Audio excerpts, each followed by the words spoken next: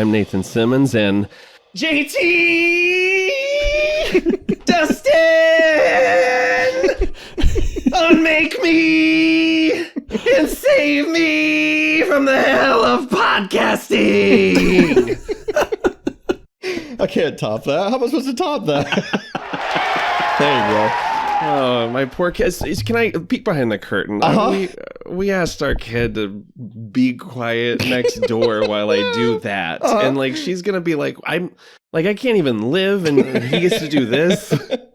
And I guess I'm Dustin Goes to Hollywood. And you sure are. I'm sorry. It seems I wore my podcasting legs today. This is going to be a nightmare episode, Nathan. I hope you know. Mm-hmm.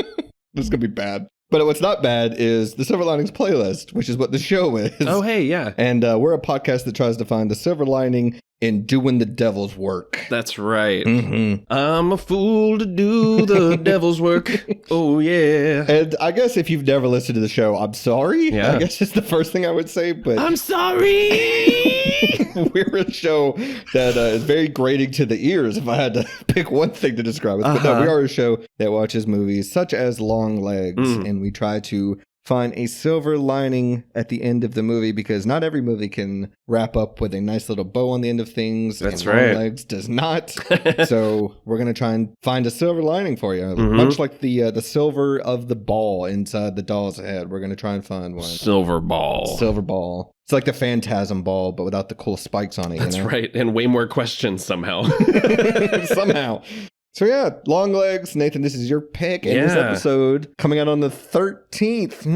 I don't know anyone who may have a birthday tomorrow. But maybe there's a birthday girl. It is. We were talking off Mike, and my Longlegs is just Taran Killam doing Longlegs on Bang Bang, which is like... when that episode first came out and Taran Killam was playing Longlegs on Comedy Bang Bang, I was like, that's an amazing impression. And then I rewatched the movie this week and it was like, oh no, it's not. It's not. But I enjoy it quite a bit. It's closer to Herbert the Pervert from Family Guy. It is.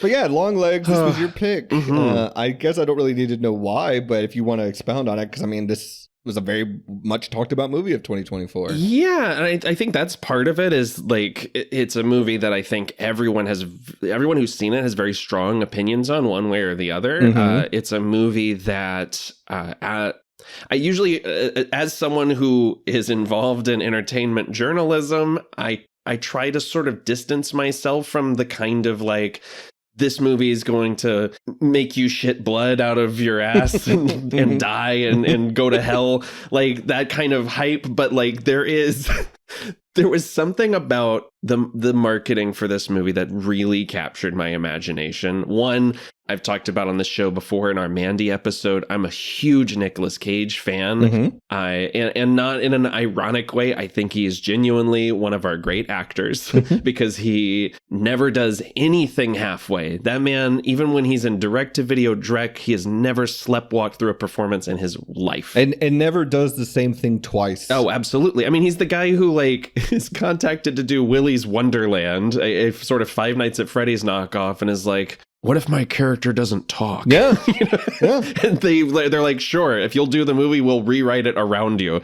I think that's fascinating. I think he's such an interesting performer. And so having so much of the marketing for this movie being built around, holy shit, Nicolas Cage will make you believe that evil exists was a big thing for me. I also loved going into a movie not really knowing anything about it other than vague ideas that it was a satanic procedural with a heavy 90s cable vibe, which is like 8 different kinds of my sweet spots when it comes to entertainment. And it's a movie that I left very high on, but also we've talked about this a little bit off mic. It's a movie that I think has some fundamental storytelling problems. Yeah. That I still think is rock and roll as hell. I loved revisiting this. It only kind of, strengthened some of my misgivings about it. And yet I'm still fascinated about it. I really enjoyed my time with this deeply unpleasant movie.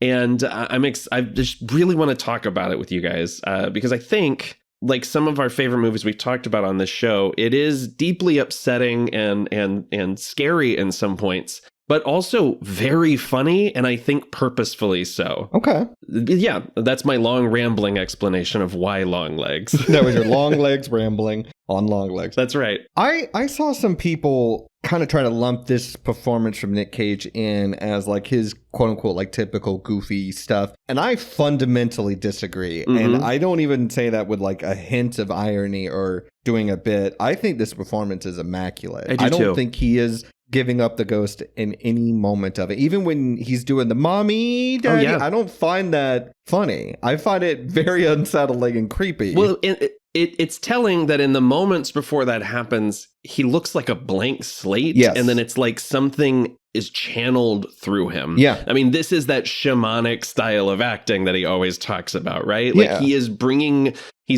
a force from somewhere else. And if anybody can really do that, I do think it is Nicolas Cage. Yeah. Like I don't see an ounce of campiness in this performance. I think he's very dialed in. I think the editing and the direction also amplify his performance a lot, because you do get very little of him up until like the interrogation scene. It's mostly just glimpses, you know. Oh, I mean, when we get that shocking that dissolve to him just waiting for the cops to arrive, so it is good. Like, oh my God, we're just doing this. He's just here. And I think it's telling that it's a dissolve between a doll in his face, because he is kind of a blank slate almost. But I also feel like at this point, we got to give this man his flowers and stop labeling him as a quote unquote bad actor. He's not. He's unique. It's beyond that. It is, I feel like literally every year there is much like there's always a think piece about, oh my God, horror is back, which all those sprang up from between this movie and Terrifier 3, both being massive independent horror hits. Every single year there is an article that comes out that is like, Nicolas Cage is back. Yep. Nicolas Cage never went away. No. At least 3 times a year this man does a performance you've never seen from him. Pig was 2 years ago. You know, like he's always been back. Yeah. Regardless of whether or not you tuned in for it. He certainly had a moment there, like a time in his career where it waned a bit. Sure. When he was doing the National Treasures, when he was doing the Knowings and the Next and all that. But even those were like fun performances, you know what I mean? Next, a movie that I've threatened to put on our schedule like 5 times. And I've only seen like the first 20 minutes of it and noped out of. But no, I think maybe Joe, correct me if I'm wrong, maybe Joe was like the time when people started to be like, okay, you know, I forgot he can do this, like Leaving Las Vegas and stuff like that. Like, yeah, I think that's fair. And then Mandy was like this sort of second coming. Holy shit, Nicolas Cage is here and he's doing weird, interesting, introspective work. And he followed that up with Pig and Color Out of Space, and a number of other performances where he's stretching his legs and finding his long legs. And he's finding new paths to tread, and I think that's so exciting for an actor who's been working as long as he has. I definitely think no one has a career like Nicolas Cage, and I think even his shortcomings are at least interesting. Yeah, I mean, even when he was doing direct-to-video work and Left Behind and stuff, because he was severely in debt, he was still finding ways to make those fun for him. I don't think I've ever seen a Nick Cage performance where I think, oh, he was bored doing this. Yeah, no, he's of the handful of Nepo babies that are like good to go. Nick Cage, definitely one of them. Absolutely. Hot to go, if you will. Oh, absolutely.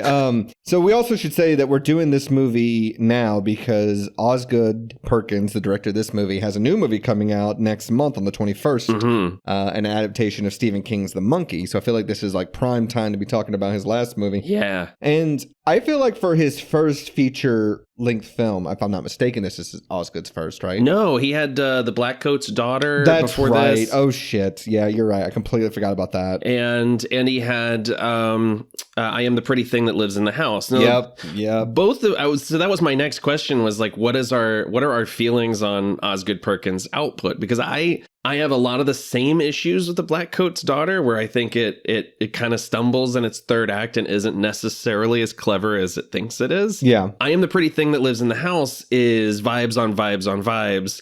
And your patience may vary when watching that. I really loved it, but I think that this movie really combined what worked in those first two pictures into one thing. I've hovered over the play button on both of those, and I just haven't pulled the trigger on them yet. I'm excited to go check them out now, having seen Longlegs twice.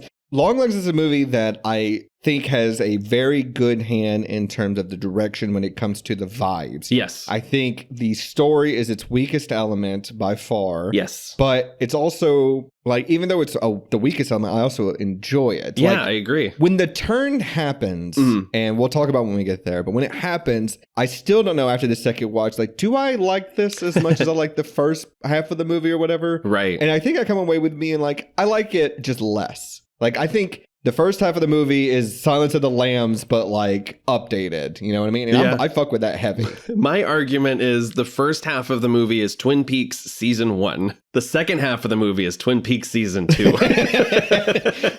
which I very much enjoy, but like not nearly as much. Sure. I think between this movie and True Detective season 4, I really got my feeling of murder mysteries in 2024 that may have an occult aspect to them or may not. And I think that was one of my favorite parts about the 4th season of True Detective, and my favorite part about this movie, because like when it starts and you're like, what the fuck's going on? Is this just one guy doing this? Is it just a serial killer or whatever?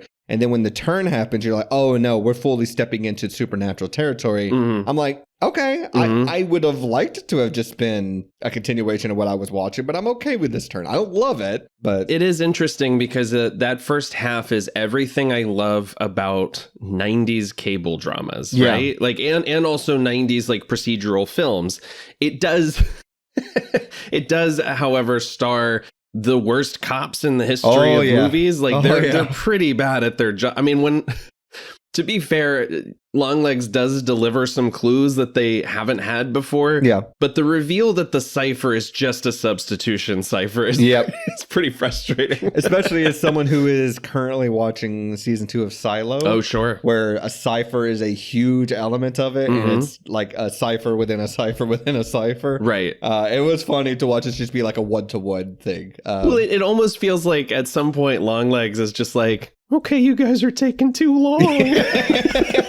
It's the Zodiac like gloating about it, being like, come on, man. You guys gotta have somebody smart on that. I guess I chalk it up to Lee Harker also being, this is like her first real case, you know? Sure. But there are some unforgivable elements of evidence that they just overlook. It helps that every single performance in this movie is so damn committed, right? Yep. Like down to like the one scene, featured players, but like it all hinges on Maika Monroe's performance. Yeah. And Lee Harker, written as a character who, and forgive me for boiling it down this far, but she is, what if Dana Scully was also Abed Nadir from Community? And like, it has this sort of like rigid approach to how things are done. Yeah. And there's something very slightly broken about her that she's able to use as a superpower, as an advantage.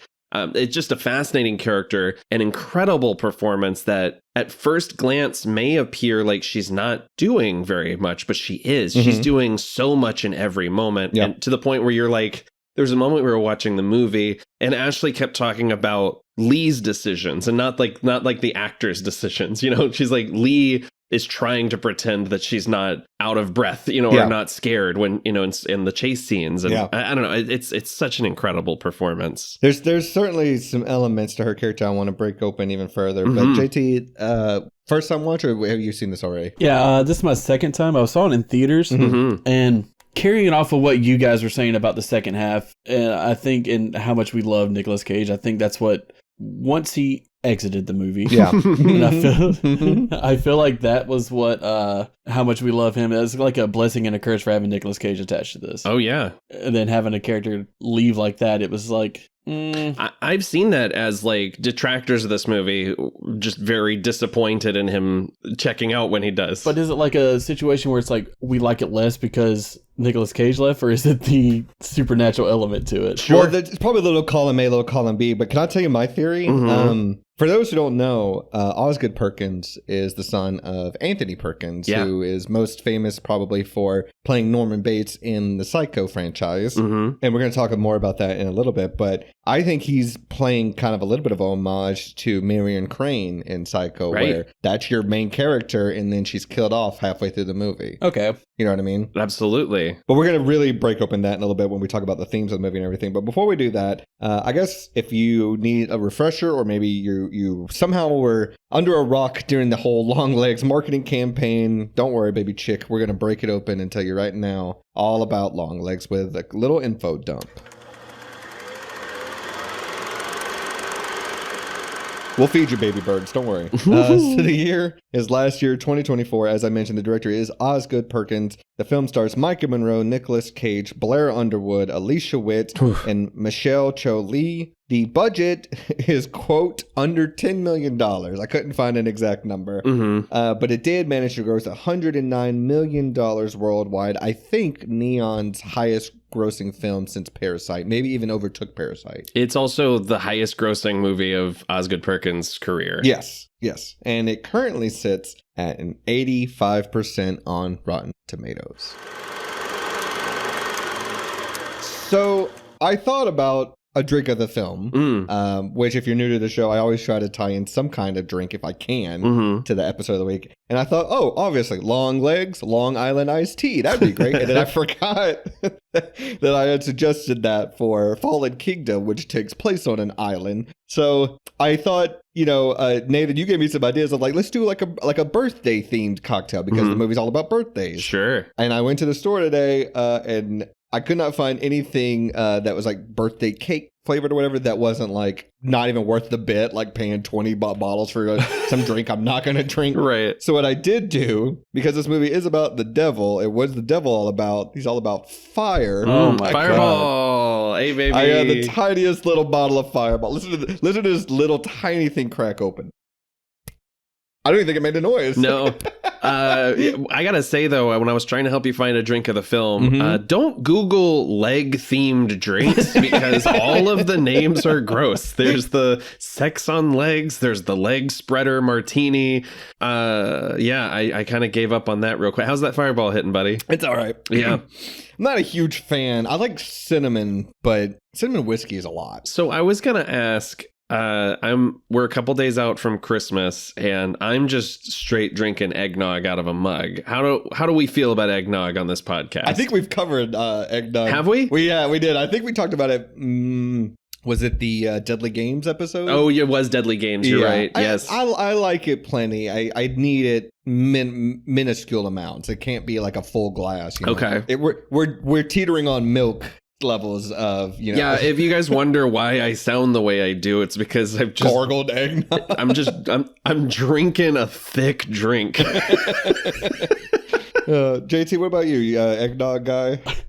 No, I don't think I am, but okay. I don't think I've given it a fair shot though. So come through, fam. I got that Evan Williams eggnog. I'll hook you up. But if you're wondering, I'm just drinking Jim Beam bourbon. Wow, puts hair on your chest, as they like to say. I don't know how that relates to Longlegs, but I don't know, but it doesn't matter. We all have it on our nice little drinks, and we're going to talk about it. But first, let's watch the trailer for Longlegs because I think I skipped the trailer and I only seen the teaser, so I don't think I've ever seen this.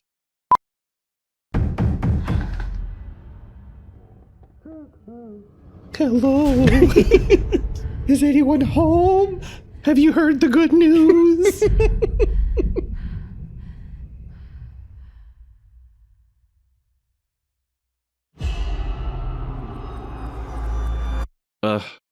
Hell yeah. Is it scary being a lady FBI agent? Longlegs is a Christmas movie, technically. Take a nice long look. A letter was left with the bodies. Signed with one word. Is Blair Underwood the coolest guy that you've ever seen? Yeah. Like, he looks amazing in this movie. I saw a beast rise up out of the sea with 7 heads and 10 horns. And on his horns he wore 10 crowns. When a man comes around. In the whirlwind. He's written a blasphemous name. What aren't you telling me? He'll kill. And kill again. Anything you can say to me, you can say to Bill Clinton. Or Richard Nixon, I think, is in the 70s Oh, yeah, I part. saw that. Yeah, I saw that on this watch. Spoilers for the prop cop. I did not give dolls to those families. I need to know what the definition of the word Longlegs is. They scared me. Hello? Oof. I got a long third leg, but I don't know if that qualifies. Made nice with me. But you didn't. Good trailer. It's a really good trailer. Is that to all? There's 2 shots in this trailer that, like, terrified me. Oh, maybe it's not in this one. I'll be waiting. Oof. Hell yeah. Yeah, no complaints. Great trailer. Kind of makes me want to go watch the movie again. I know. Not gonna lie. The shot of in one of the early teasers, they had the shot of the broken orb with smoke coming out of it inside the broken doll, and I was what the fuck is this movie? I need to see this right now. Yeah, the marketing campaign, man, strong work on this. I remember same with Talk to Me. There was just so much word coming out from the festival circuit and everything. Like people being like, you got to see this thing, it's wild. And then Neon just ratcheting that up with not showing Nicolas Cage really in any of the promotional material, kind of keeping his name off of things. And in fact, giving us that one teaser that was just the recording of Maika Monroe's heartbeat when she saw Nick Cage for the first time, because it went from a resting rate to 170 BPM. Yeah. And I was like, oh my God, I got to see this. I want to see what this guy looks like. I think that's kind of like an old school throwback, you know, of like, it's William Castle-y, sort of, yeah. Or like, what is the Matrix? Sure. I don't know. I gotta go fucking find out. How long are his legs? How long are we talking about here?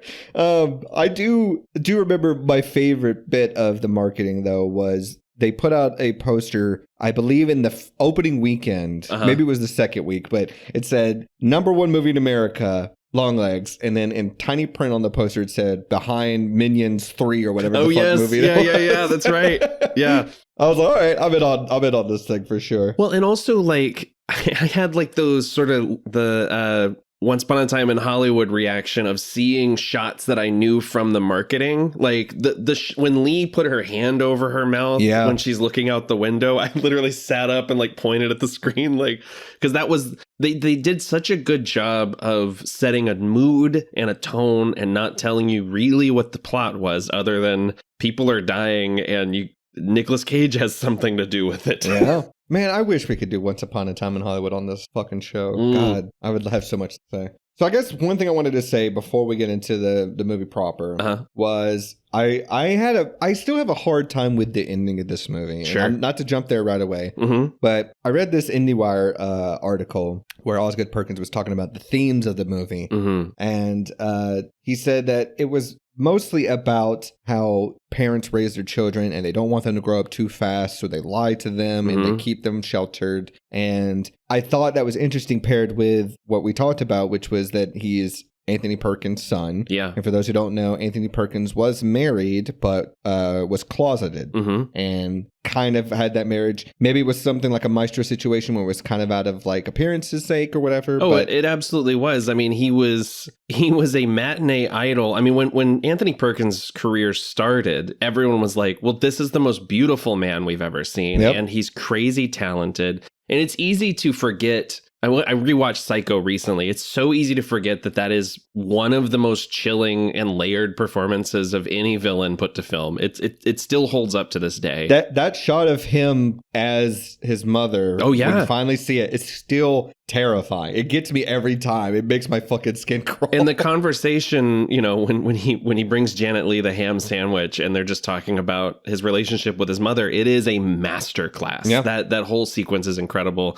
But he was not, it was at a time where it was uncouth to be out in Hollywood, even and especially when you're supposed to be the quote unquote handsome leading man who's putting ladies in the seats. Yeah. And he did pass away from AIDS-related complications, and he died in 1992, which is a year before this movie takes place. Oh, yeah. So this movie takes place in 1993. So I thought that was interesting. And speaking of that, I think one of my favorite parts about this movie is it feels out of place in time, like it could be any time. The Bill Clinton and Richard Nixon photos on the wall are kind of the only implications you get of a time and place, but it also like explains why aren't there cell phones and things like that. Like I think that's incredibly smart. But Osgood Perkins is really good about setting a tone that way. Like, here's where we are in time. Here's where we are. I don't think they even say the name of the city they're in. I think it's implied to be Oregon or Washington, one of the two. Yeah. And then you couple that with the entire third act of the movie, which is just an exposition dump. Which I don't mind because it plays back into the themes of what he's talking about of mothers and fathers telling lies to their children, which is kind of what she's doing. And suffering quietly. Yes. Yeah. Yes, absolutely. So I feel like there's almost parts of this movie that I can kind of just hand wave away because I'm like, well, I get what he's going for, even if it's not executed to the best ability. You know, this is one of those movies that has been a little bit hurt by me then reading interviews with the creatives because there are interviews with him. I think there was one for Collider where he was, I mean, we'll get there when we get there, but he was asked about the ending and like the implications of certain things. And his answer was, well, that's not my problem. Yeah. And I'm like, it kind of is because you wrote it. It's a little Alex Garlandian men kind of. Yeah. Yes. Yeah. But I'm okay with that because I think this is one of those movies. I like the journey. Yeah, exactly. I think this is one of those movies, much like The Leftovers, where it's like, let the mystery be. Because the ending, I have so many questions, but I don't know that I want answers to them. And we'll get there when we get there. I definitely don't want to jump there just yet. Well, like, I would say, people have talked a lot about Silence of the Lambs and Twin Peaks in relation to this movie, myself included. But I think one of the biggest influences on this in terms of intentionality is the X-Files. Yeah. I mean, you can see that all over the procedural aspects. Like you mentioned, it's in the 90s. And one of the things that sucks about post cell phone and internet procedurals is that everything's more connected. Yeah. And it's a scarier, more unknown world when there's the possibility that there are these little farms on the outskirts of town where, I mean, Lee literally can't talk to her mom unless she calls or drives to her house. Yep. Calls from a landline rather. And much like the X-Files, the more that you try to explain the mythology, the less it's satisfying. Yeah. No, I fully agree. I mean, that's Michael McKean, I think I've talked about this before, but from Spine on Tap and Better Call Saul said, if you think of any modern movie and you put a cell phone in one of the characters' hands, does the story continue? Like, can the problem be solved with a cell phone? And 9 times out of 10, yes, it can. Right. So I like these, like when technology is stripped away and it is just these characters, you're living with them in the moment. They can't just pick up a phone and call somebody. They have to manually do the work. Same with the microfiche stuff. Always a great thing to see in a horror movie. Oh, I love a microfiche scene. I mean, it's a world where you can walk into, and we'll talk about the guy in charge of the mental hospital. Yep. But it's a movie where you can walk in and sign your name as someone else, and they don't have a way to check if you're lying. Yep. So let's reel it back in. I thought this isn't a record, but sure are a lot of production companies in front of this movie. Yeah, it's was definitely not the most. It was not nearly Late Night with the Devil level, but it was a lot. Or a Possessor, I think, is maybe the record on this show. If I'm not mistaken. Gosh, yes, absolutely. Speaking of which, Late Night with the Devil, definitely going to be talking about at some point on the show for sure. Oh, we've got to. Yeah, I almost put it on the schedule, but I already had like a bunch of other horror movies on here. There's so many horror movies this season. My first note is, the second that T-Rex quote popped up on screen, I said, fuck yes, out loud and to myself quietly in the theater, but I knew I was going to groove to this movie because I love T-Rex so much. You went, fuck yeah. I was so stoked. Yeah. I'm into the whole glam rock nature of Longlegs' inspiration. It's really cool. That theme song that plays over the opening credits is great. My first note was, if I saw Longlegs at this age for the first time, I'd probably also be fucked up forever too. Sure. Because we got to talk about just the fantastic way this character is not only introduced but treated throughout the movie, where the first instance you see him, it's a jump scare. You don't even see his eyes. He has the off-putting demeanor. The film itself recoils at him. Like the aspect ratio changes so that you can't fit his face in. And I think that is one of the coolest things I've ever seen in a movie. Oh, it's beautiful. Like when the frame starts stretching from 4:3 to 16:9 in the opening credits. I didn't even realize it the first time. And I'm such a huge stickler for changing aspect ratios throughout movies. It's one of the reasons those Transformer movies piss me off so much. Sure. Because there's like 17 different changes in 5 seconds. Yeah. But that I didn't even notice it the first time. This time I noticed it. I was like, that's brilliant. When he leans in and she takes his photo, it goes from 4:3 to 2:9. Yeah. It's the weirdest thing I don't think I've ever seen that as like an aesthetic choice. Like, can I tell you who has done it the best? The adjusting aspect ratios. Trey Edward Schultz, who did It Comes at Night. Oh, sure. Did another A24 movie called Waves. Oh. That not a lot of people saw. No, I never seen that. It's got Sterling K. Brown. It's got, I can't remember her name, but the girl in Euphoria. It's got, I think the girl from Bones and All, Taylor Russell, I think's in it. He does aspect ratios so incredible in that movie because it starts wide, and then as the movie goes along, it shrinks and shrinks and shrinks and shrinks until like the most intense part of the movie happens. Okay. And it's like 4:3, and then it just starts to slowly grow back out over as the movie goes along. Wow. Like, it's an incredible movie that it got so slept on. Yeah, I have not even heard about this. It's fantastic. Sterling K. Brown, one of the best working actors today, like, period. Yeah. My other note during these opening credits was I saw produced by Bride Kavanaugh Jones. And I was like, oh, thank God. Oh, that's the scariest thing that could have happened in this movie. You know that guy, like, he's like, I got to put Jones in front of this shit. I cannot be associated. Absolutely. So I guess let's break down what the story is, and then we can kind of go a little more closely scene by scene. So the film focuses on Lee Harker, who is an FBI agent that gets assigned to the case of Longlegs.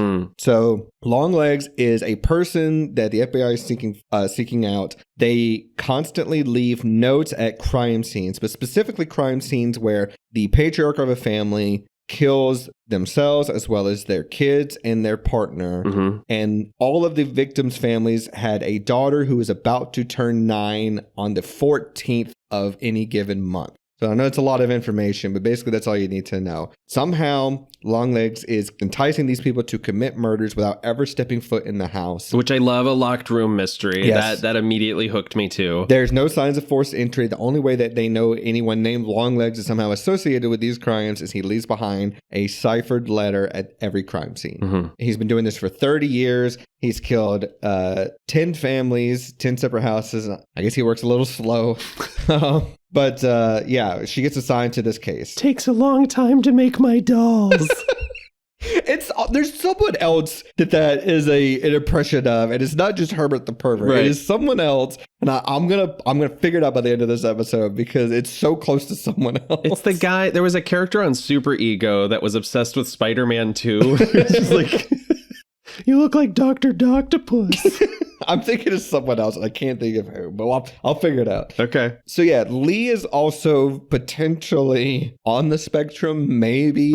I think that can be also explained away potentially when we find out some big twist at the end of the movie. That she's buried years of her life. Like she has all these repressed memories and she's maybe hypnotized a little bit. That more so the latter is what I'm thinking. Yeah. But we'll talk about when we get there. Yeah. I know Micah Monroe said she didn't play the character as being on the spectrum, but you can certainly interpret that. Sure. I also noticed that she gets this partner. They're basically going around knocking on doors to try and see if anybody's heard of Longlegs or seen anything. Oh, or no, this is an unrelated case, right? Yeah, this is before she gets assigned to the Longlegs case. Right. So she's going around with this partner knocking on doors. And I gotta say, she and her partner both have similarly strikingly sharp featured faces. Oh my God. Yeah. He's got an attack chin. He sure does. I feel like it's one too many chiseled faces in this squad car, which is why this guy gets his fucking head blown off. Bruce Campbell would have ate in this movie. Oh my God. Oh my God. But no, this movie picks up quickly because the other guy, I can't remember his name, but the other agent was like, hey, I'll go knock on the doors. You just kind of wait behind.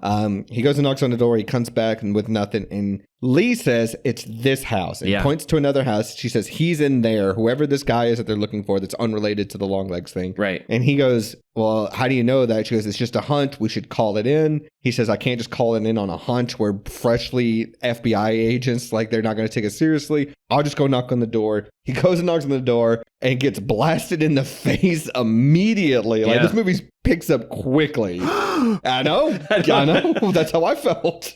And every time she has a hunch, there's like a sort of high-pitched tone or a whisper sound. And sometimes it seems to accompany a headache. Yeah. And so she walks in. The guy that shot the other FBI agent just sits on the bed. He turns himself in immediately. And Lee is put through this psych evaluation. And how do we feel about this? How do we feel about the fact that they kind of prove that she is pseudo-psychic is the best I could describe it? Well, I mean, so quick sidebar. Are we going scene by scene or are we... No, you can jump around for sure. Okay, cool. Just want to make sure. This is where we're at in the movie, but if you want to jump around, for sure. Yeah. No, I love the sequence going through the house. Everything's all wrapped up inside. Yes. You can hear fans and maybe like the drone of flies because we know that this family's been dead for days. The silhouette, her silhouette underneath the plastic is really striking. Yeah.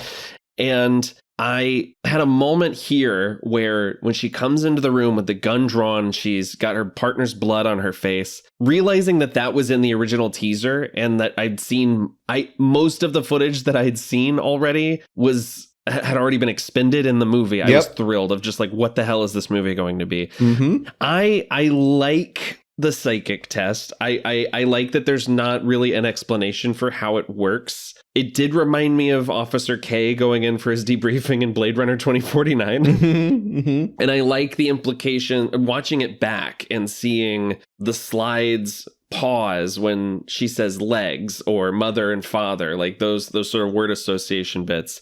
But, I also like that the FBI is not placing full stock in it, right? Like they're like, okay, so you're half intuitive. Half psychic is better than not psychic at all. Yeah. Which is a fun line. I took it as it could be just like an homage to like the X-Files, like some kind of unexplained thing. But also, and this is, we'll kind of talk about the ending a little bit here. Mm-hmm. Is it because of the doll that Longlegs made of Harker? I think so. Because I think that also explains why she has not only this kind of sort of clairvoyance, but also is like withdrawn, can't remember things about her childhood and things like that. We come to find out that Longlegs has been living in her mother's basement this entire time. Right. And I think that's why she doesn't remember him until she actually sees the photo of him later on. But I don't know what that does for the movie. It also could just be a way of like explaining away why she knows to go to that house and stuff without actually doing the work. In some ways, it almost feels contradictory, right? Because on the one hand, it's like Longlegs has like set her on this path to finding him and fulfilling her own destiny, and she's the soul that the devil was after this whole time. On the other hand, is this sort of like a Hitcher situation where I want you to stop me and take over, Yeah. It raises a lot of questions that the movie is not particularly interested in answering.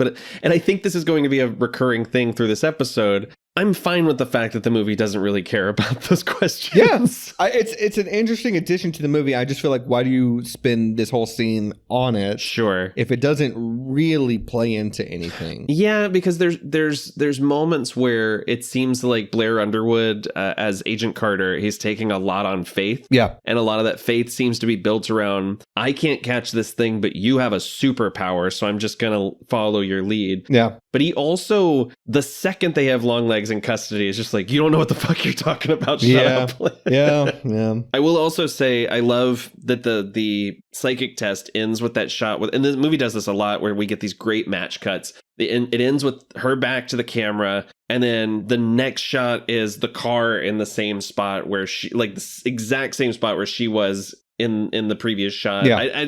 The movie feels like it's hypnotizing you as you go along. And I think, if I'm not mistaken, I think when she's doing the psych test, when she says daddy, it is the inverted triangle. Yes, I think you're right. The other thing that I think is really interesting about her character is that she has this need to know everything, right? Like, and to the point where she's asking questions beyond what anyone else is comfortable talking about. She asks, like Underwood or Blair Underwood is fine telling her the dad stabbed the wife 61 times. And then her next question is, how many wounds were on the kids? And he's like, you can read about it in the file. Yeah, like, I don't want to get into that. Yep. We get that phone call of a 911 call that one of the dads placed before killing his family. And that's not my daughter. Yeah. That shit is eerie as shit. Yeah. Yeah, like I said, this movie is just really good vibes at being just creepy as shit. It is interesting. And, you can take this how you want it. Maybe it's Longlegs extending his influence over Harker onto other people. It's really weird that Carter never once mentions that his own daughter's birthday is on the 14th. Okay. All right, I guess we're doing this now. All right.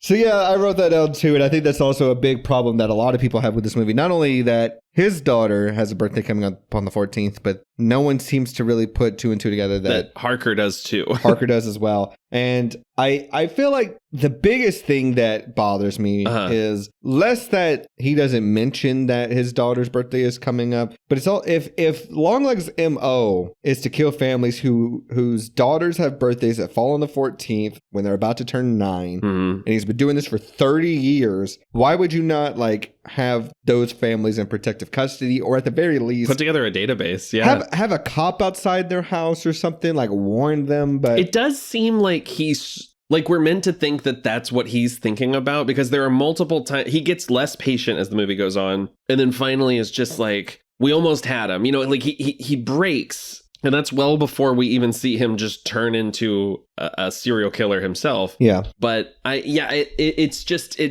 the weirdest thing to me on the rewatch. In the movie, in the movie theater, the first time I saw it, it felt like a well-played patient reveal. On this rewatch, I am truly like, Carter, come on. That is extremely important. So I can forgive Lee not thinking of it because she's a new FBI agent. Sure. But yeah. I also think that when they talk about, there's still a murder that he hasn't committed. It's the 13th. It's the last one. And he gets super impatient with it. I think at that point he is thinking, well, today is my daughter's birthday and we have the guy in custody. Right. But yeah, I don't know how I didn't put it together the first time I watched this movie that not only does, did they say Ruby's birthday's coming up, but then Lee says her birthday's coming up too. And then turns out the whole motivation is birthdays. I don't know how I didn't put it together. And I don't know. I also could just chalk it up to not everybody's perfect. You know what I mean? Literally, you could chalk it up to maybe this guy just didn't even think about it because why would his family be the victims or something like that? Sure. I don't know. Well, right. Carter's well, I'm not going to kill my kid. Yeah. I know I'm not. Yeah. No matter what he says to me, I'm not going to do it or something like that. Yeah. That's fair. But speaking of Blair Underwood, he's so good. He's got a voice like caramel, man. Oh my gosh. Every time he speaks, I'm just that meme of the hands on my face, yes, please. He could convince me to do some bad stuff with just that voice. Well, and it's so smart to put him in this movie because in the late 80s to mid 90s, this was the guy you put in your procedurals. He was in LA Law, this is the guy for this role. It's perfect. I also think it's funny when he looks at all the different symbols from Longlegs, that there's the safe camp symbol. Oh yeah. Which is not only the symbol that Circa Survive uses in a lot of their merch, but it's also for homeless people to let you know that that's a safe place to go. Oh, I didn't know that. Mm-hmm. I have it tattooed on me, actually. Do you think Longlegs would have loved Circa Survive? Maybe. R.I.P. Longlegs, who would have loved Circa Survive. Anthony Perkins and Longlegs kind of have similar voices, so maybe. Anthony Green. Anthony Green. Cool guy. I met him a couple of times. Yeah, same. The movie, we got to just go ahead and take it too. The movie looks amazing. Yes. There's a great use of negative space to make you feel at ease or unease. I was constantly checking the corners of the screen. Every fisheye shot, I was like, what's happening in that kitchen? What's happening in the woods? One of my favorite fisheye shots is we'll talk about potentially in bit part if we don't cover it before then. Okay. What I was going to say is, did you guys notice, or how many did you notice of the devil in the background? Okay, so the first time I saw it, I think I caught 2 of them. I think so. know there's 10, correct? There's something like that, yeah. This watch, I think I caught 6 of them. I didn't look for many on the second watch, but I noticed 2 more of them. Well, and what's fascinating is they're not in the whole shot either. Like there's one shot in the kitchen where it appears for 3 seconds and then sort of dissipates. There's another one that's under Longlegs' stairs. There's one in the woods that I just cannot see. That's the one I see the strongest. Really? Is it when Lee first sees Longlegs' silhouette? Yes. Out? Yes. Oh, it's the one I see immediately. Okay. But it also is one of those ones where it dissipates throughout the shot, so it disappears really quickly. My favorite is when she's in her mom's house and you see it through the window, like at the front door. That one genuinely scares me, like some Babadook shit. Here, I'll show you exactly where it's at in this shot. It's when she first sees the silhouette. Mm-hmm. He's standing literally right behind Longlegs. It's almost impossible to miss. I'm not going to say this is a perfect scene, but my God, it's so good. Right there. Oh, shit. Did you see him? Yeah. Wait, go back. Can I see? It's literally right behind him. It's the silhouette. Ooh. Just fades away. Yeah, a little horny boy over there. He's super horny. Yeah, I think when Harker and Agent Carter go out and have their conversation to drinks, and she has to drive him home, and he's like, "You got to meet my family." Do I have to? Yes, that I thought was pretty good. Yeah, but also Harker is just like me when it comes to interacting with other people's kids. I'm like, so what's your deal? What are you into? I just drove you home drunk, and now you want me to meet your family in the middle of the night? Right? It's midnight. But I just love how Lee interacts with Ruby though. She's like, so what are you into? Like, well, she says like, do you want to see my room? And the next shot is her kind of looking around silently like, okay, I'm seeing it. Yep. I also love how this meeting is shot. Like Lee is fully detached from the sweetness and the humanity here. The hallway separating them seems so much longer than it actually is. Yeah. And she has to bring everything around to her job, like the missing trophy head. Yep. I also love that when she sees like the little canopy in Ruby's corner, she's like, do you just like go in there? Or so good. She can't relate to kids at all. It is truly like me interacting with my kid for the first time when Ashley and I started dating, just sort of being like, so what's your vibe? What are you into? So you love your mom too? Like, you seen any good movies lately or what? Yeah. So have you seen Longlegs? Harker's house, cozy as fuck. Oh man, love it. Yeah, literally a cabin in the woods like that. Well, and that's what makes, like, she knows that there shouldn't be music around. Yeah. Like, I love the bit when she gets there and she hears like rock and roll playing in the distance, and I want the shot of Longlegs just being, oh shit, oh fuck, and like turning the radio off. Turn off the darkness. Oh no. Oh, I guess this is the 90s. They would have been around. Yeah. Oh well. But I like movies that deal subtly with the occult for the most part. Like Hereditary. I feel like this is kind of this year's Hereditary. Yeah. And they've kind of become the gold standards for me when it comes to devil movies. Like as much as I don't like, and I find it kind of cheap and lazy to call it to say like, oh, a demon is the antagonist of the movie or the villain of the movie. I feel like if it's then put through a human form like Longlegs, it's way more interesting. Human form. That's the devil in human form. He's a glam rocker from the 70s. I think the score is great, super eerie. And then, I don't have much next in terms of like scene by scene until we actually get to the hospital, the mental hospital. Yeah, I love Lee. Is so Maika Monroe is so good at playing scared and authoritative at the same time. Like, she's got, you always talk about trigger discipline. She's got the gun drawn. She's breathing heavy, but she's doing her fucking job. Yeah. I also love the moment with the wet ink. She finds it's stuff that you don't need like shouted at you by the movie, right? Like, she finds this letter on her desk and the ink is still wet. And if anybody was me in a movie, it'd be the coroner standing next to the month-old bodies who says, everyone else is in here and it's not great. Yeah. I guess we should explain too, if you haven't seen the movie and you're just listening to this episode. So she gets assigned to this case. She comes back to her home. She lives by herself in the middle of the woods. She sees a silhouette outside. She goes outside to investigate. While she's outside, she sees someone rummaging around inside her house. She comes back inside. The person's gone, but there's a note from Longlegs on her desk. She's able to decipher it, and it basically is a warning. I think he says something in there about milk tits. I'll cut off your milk tits or something like that. He says it a few times in the movie. At one point in the movie, he goes, "It's white like tits." Yep. Like, oh, you know what? I'm going to go ahead and say, we haven't talked about this yet this season. In retrospect, we probably should have. Longlegs? Longlegs is a scamp? He's a scamp. He's a bit real of a scamp. He is. He's maybe the scampiest scamp we've talked about this season.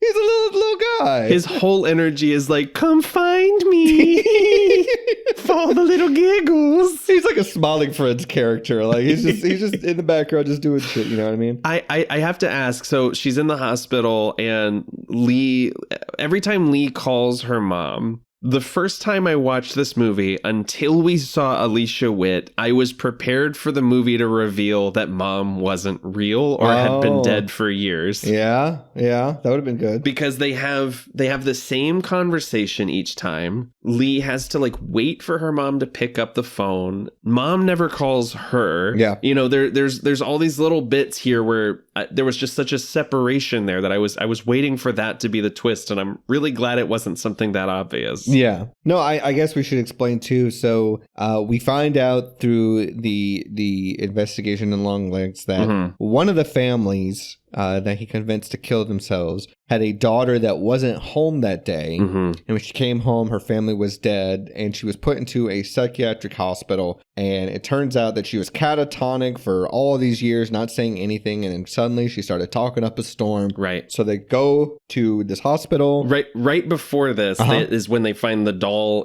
under the floor of the barn. Right. Okay. So we got to backtrack a little bit. So they because all of Longlegs' letters make a reference to the Camera family farm. And there's this great bit where she's explaining the algorithm and the cipher to Blair Underwood. And he's like, help me out here. And she starts to explain it. And then he goes, help me out more. Yeah. Which I think it's so succinct. It's so close to an English, damn it. Like, it's so close to that. And I'm so glad which is like one of my least favorite cliches. And I think this is a fun subversion of that. Yeah. So essentially she maps out all the deaths that have happened with the Longlegs case. And it's essentially an inverted triangle, but one of the dates is missing, the 13th. Right. And, you know, they're pondering, what could it mean? What does it mean when he finally completes the triangle or whatever? Right. And so they're like, well, all we have to go on right now is going to this house where he left a note and said there are X marks the spot.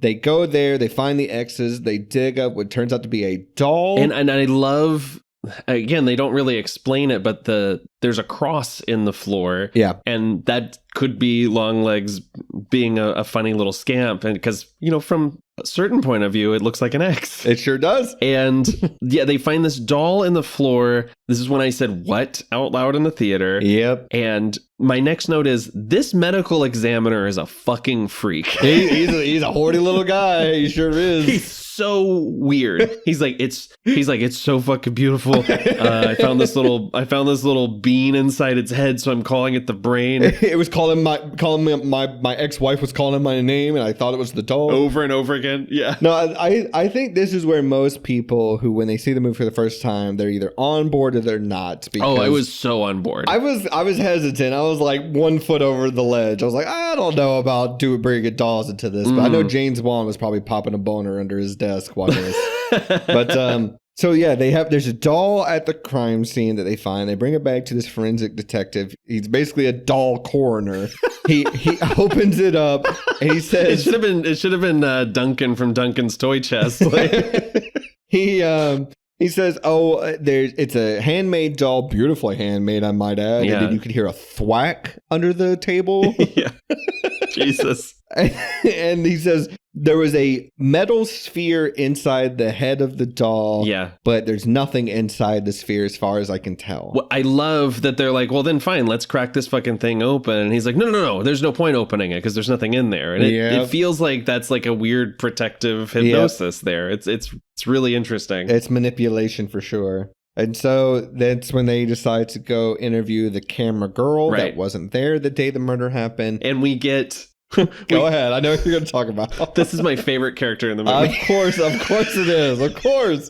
I knew it. Go ahead. They meet. So first we get Longlegs goes to the gas station, to the general store to get some stuff. This kid is a star. Yep. That he like talks to at the counter, and he does his little cuckoo with the hands over his eyes. So creepy. Reaction of I don't know what that was supposed to be. It's really funny. Yep. It's also really funny because in the trailer, the shot with him with his hands over his face was so scary and unsettling, and it's played as a joke in the actual film. This is like one of the times that producers can hit gold. Yes. Because that scene plays terrifying in the trailer. Yes. And in the movie, it's kind of funny. Yeah. It's supposed to be like uncomfortable at best, but like that's a great way to manipulate images that you see in one aspect to market it to another. Yeah. But yeah, no, she says, "Daddy, the gross guy is back." Yeah. And then it cuts to him just driving away with his shit. Yep. And then we meet, the head of this psychiatric hospital who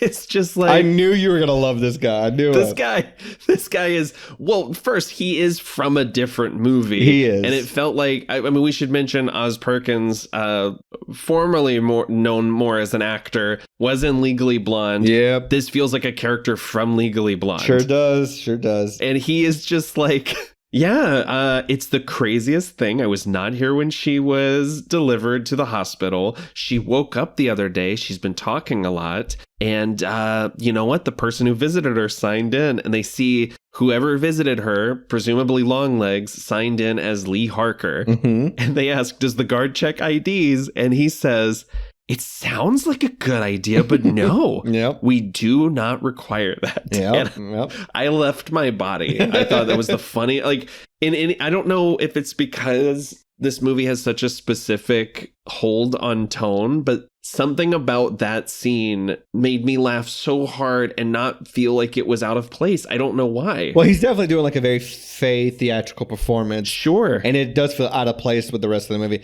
And it's like, to me, it's the only bit of the movie besides the daddy, the gross guy's back. Yeah. That is played as comedy. Sure. A lot of people said, oh, well, there's intentional parts of this movie that are funny, and so maybe they're unintentional. I didn't really laugh at the movie. There is a line at the end of the movie that is both terrifying and funny. I think I can guess in that a very line. dark way. Yes, I think I can guess that line. But this is the one bit of the movie where I'm just like, well, this is full on comedy. Yeah, this is supposed to kind of be a little bit of levity. And then we get introduced to Kiernan Shipka, who's playing the camera girl, who we saw in Totally Killer. Her greatest performance of her career, like I think she's great in this scene. I don't know, man. Really? I just wrote down, what is this accent that she is doing? So I kind of dig it because this is someone who has been catatonic since she was like 8 or 9 years old, talking like a child. I guess so. I get why it is one step too far, and I will say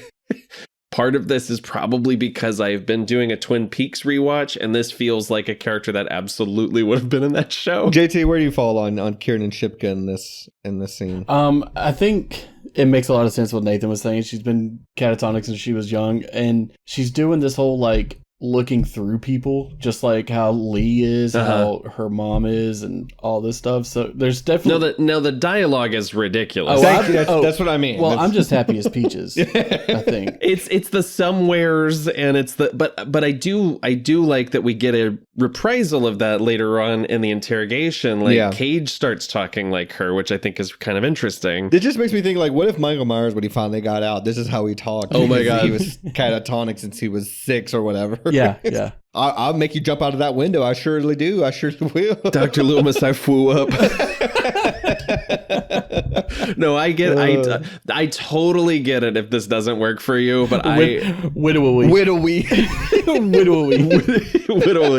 I totally get it if this doesn't work for you. I find this scene to be incredibly arresting. The thing that's annoying to me is I remember when this came out, people online were saying stuff like, can you believe she did this in one take? And I was like, buddy, let me introduce you to theater. Yeah. Let me tell you about stage acting and memorization of monologues. 100% I can believe she did that in one take. But also, it doesn't hurt or improve the movie in any way to me. I found it odd. And if anyone can do it, I guess Kiernan Shipka might as well be the one to do it. Sure. I don't know. I still think she's great and Totally Killer. Maybe better than this, but it's apples and oranges. That's a really fun performance. I agree. And then we get kind of like what happened with the camera family, and this is terrifying. Gold standard stuff for a horror movie. the shot of the doll under the black veil with the glowing eyes, with the glowing orange eyes it's incredible. Yeah. It's Robert Eggers must have loved this fucking movie. It is.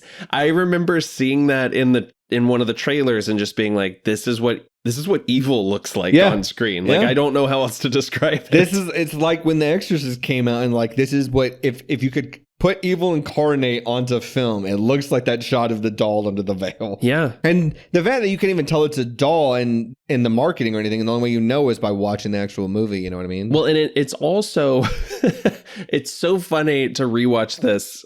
On a second watch, everything Carrie Ann is saying is essentially telling you what the rest of the movie is, right? Yeah. Like, she says, someone came to visit my family, or at least you came to visit my family, or someone who looks a lot like you. So like right there, we know the mom is involved. Yeah. Lee asks her, do you remember having a doll? And she says, nope. And you don't remember neither. Yep. And so this is where we find like one of the new leads is, turns out your mom in the 70s called in to the police and reported this strange guy that came on the property that sounds a lot like Longlegs. And this is where we get the confirmation that that's Lee in the opening scene. I love Maika Monroe when Carter tells her your mom, called in this trespasser or whatever. She looks scared because she can't remember the story. Yeah. Like, there's a bit of like a confusion and misgiving in her face. It's such a good performance. And to go back to the whole thing of like, well, how does she not put two and two together that her birthday is coming up and everything?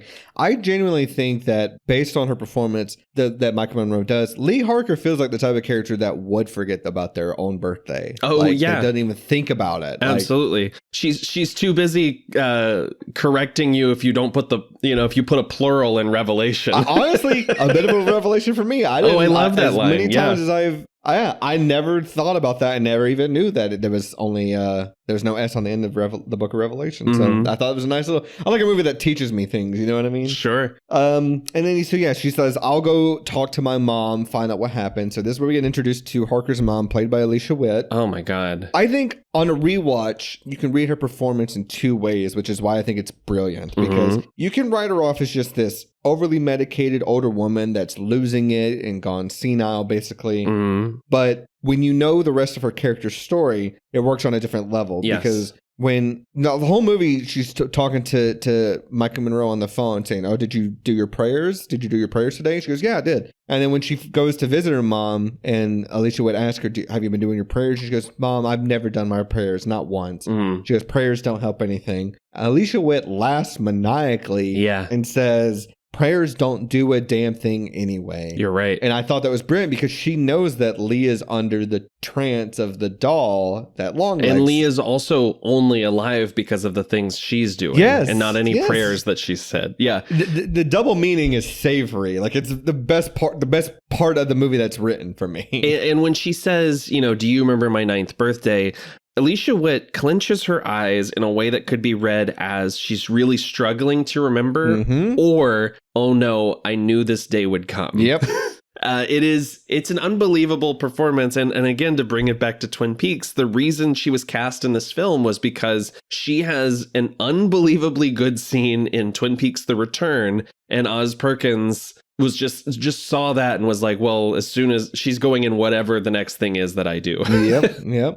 I noticed in her house, Ruth has no lights. Well, but she has a ton of keys on a key ring. And I was wondering if maybe that's the keys of the families. Oh, I love that. Let me see if I can find the shot. Yeah, because one of our big questions was, how do we do the locked room mystery if she has to let herself out at the end, Yeah, it's when Harker's in the kitchen and she like sees the door to the basement, which she's apparently never gone into. Oh, right. Yeah. But yeah, if you look right here, when they show, there's a ton of keys, and she even goes to reach for a pair of them. That's a great point. I never noticed that. I didn't see anybody online talking about this, and I just happened to notice it on this watch, and I thought that was interesting.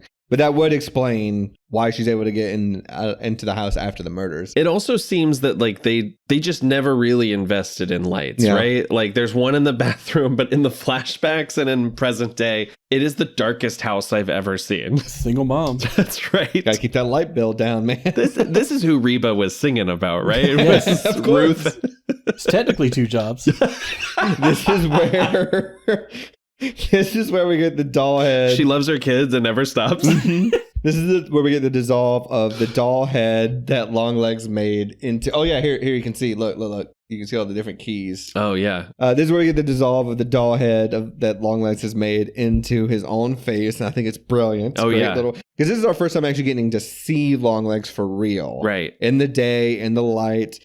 The design is incredible. The makeup, the hair, the outfit. I read an interview with Perkins where he said the reason that he looks that way is because he's been doing cosmetic surgery on himself to make himself look as pretty as possible because he's in love with the devil. Yep. And I love that they considered how that would degrade over time, because when you see him in the flashbacks, he still has the weird work on his face, but it's smoother. Yep. His skin is more of a slightly more human color. And then over time, it's like he's rotting from the inside. Yeah, you can kind of explain away why he sort of looks similar 20 years later. You know what I mean? Yeah. And then they finally captured Longlegs. He's waiting at this bus stop. The FBI pull up and grab him. Sir, I'm going to need you to get down on the fucking ground. That is the shot I was talking about. I didn't know if it would come up now or a bit part. But the way they do that fisheye lens of this guy who tells him to get on the ground, it's so close and yet so far away. And when he points, like his finger rounds around the camera lens. Yes. So I'm gonna need you to get on the ground. And that actually got a laugh out of me too. This is some Longlegs POV shit. So yeah, they take him in, and then they're playing back a tape that they recorded of him during an interrogation. This shit's incredible. It's good. The whole station is there watching. He calls out Lee a bunch of times. The reveal that his name is Dale Ferdinand Cabo. Really good. I noticed that when he's talking about, Lee's birthday's coming up, and they're like, well, what's going to happen? They're like, well, he's going to be there, and you'll be there, and you'll be there. Yeah. The 3 people he looks at in the tape corresponds to the people in the room. Yes. It's Carter, Harker, and Detective Browning. He looks right at them, like he knows where they'll be when the tape is played later. It's brilliant. It's so good. I also have to say, he starts singing Happy Birthday, and Detective Browning says it goes on like that for 24 minutes. Oh, my literal hell. I just have to say, release the birthday cut. I want the movie to stop dead for 24 minutes. That should be a DVD extra. It's just Nicolas Cage singing Happy Birthday for 24 minutes. I was praying that it would be, but no dice. That's my literal hell. As much as we talked about the season about people singing at me, don't you fucking ever. No, thank you. Have you guys, do you have also a formative memory of being angry at your family for like them having people sing happy birthday to you at a restaurant? Two things about that. Okay. One, not for me personally, but I remember when Scarlett was turning like 3 or 4 or something like that. Yeah. I think we went to like Red Lobster or something. It was just me, Priscilla, and her. Yeah. And I don't think Scarlett had ever had that happen to her. And so like they brought out her a little dessert and she was very excited. And then they started singing Happy Birthday. Yeah. And she went from smiles to bawling. Oh, no. Was not a fan of it at all. Yeah. And secondly, I remember one of my jobs when I lived in LA, I had just started right before my birthday. Yeah. And they would ask every employee, like, oh, on your birthday, what kind of cake do you want or anything like that? Yeah. And I remember saying, oh, I'm good with whatever. And I said, I just really don't want anyone singing. The whole fucking company sang to me. And I remember doing like this, like, please, you got to stop. And no one did. Oh, no. They went through the whole song. And I just sat there like this, just rubbing my temples. I was like, it's the one fucking thing I asked for. Don't fucking say it. I have a distinct memory of sitting cross-armed because it's not a happy birthday. The people at Cece's wanted me to stand on a chair. Oh, it's Cece's. That's so funny. I refused. And I'll be honest, I don't even like singing Happy Birthday because of the way that I feel when people sing it at me. I feel like I'm participating in like a harassment whenever I sing it to other people. I think the best the best thing you could do is the happy birthday to you. And that's it. Like you cut right through the meat of the whole song. Or even just, hey, happy birthday. Yeah. And if you're gonna sing and you're gonna sing happy birthday, do like the more upbeat version, the happy birthday. Yeah. You can, happy birthday to you. Yeah, exactly. Or you say, let me in now, and it could be nice. You can do that too.